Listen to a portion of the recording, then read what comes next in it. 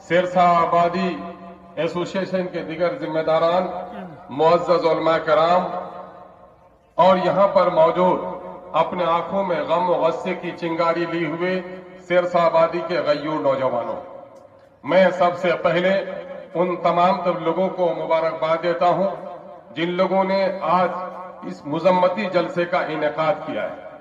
और साथ ही मैं नफरत फैलाने वाले, बिरादरीवाद की झूठी हवा बहाने वाले, फिरका परस्ती को हवा देने वाले, मोदी के नफरत के आग की सियासत करने वाले ऐसे तमाम तर लोगों को, उसमें गोपाल अग्रवाल हो या कोई मुसलमान हो, कोई जयपुरी हो, कोई भागलपुरी हो, ऐसे तमाम तर लोगों के खिलाफ मैं मुजम्मत करता हूं। और मैं आज के इस जलसे में लिए गए उन तमाम तर प्रस्तावों का समर्थन करता हूं जो मुत्तफिका राय से यहां पर लिया जाएगा। मेरे अजीजों और नौजवानों, मैं इस वक्त 2-3 बातें आपसे अर्ज करना चाहूंगा। ये मुल्क हिंदुस्तान आईनी तौर पर हर हिंदुस्तानी शहरी का बराबर है। ये किसी के बाप की मीरास नहीं है जो मुसलमानों को किराएदार के नाम पर कहे।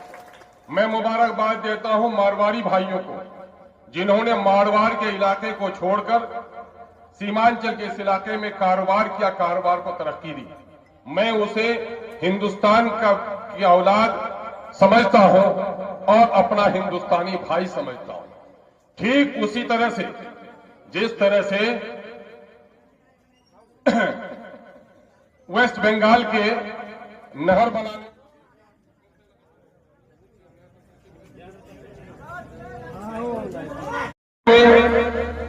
जब आजादी के महान बात फौरी तौर पर जब वहां के शेरशाह आबादी भाइयों को उनकी जमीन फरक्का बैरेज के लिए ली गई और उनको उस जमाने में 2 से 3 हजार रुपए फी बीघा मुआवजा मिला और उस वक्त किशनगंज में 100 रुपए बीघा जमीन बिक रही थी।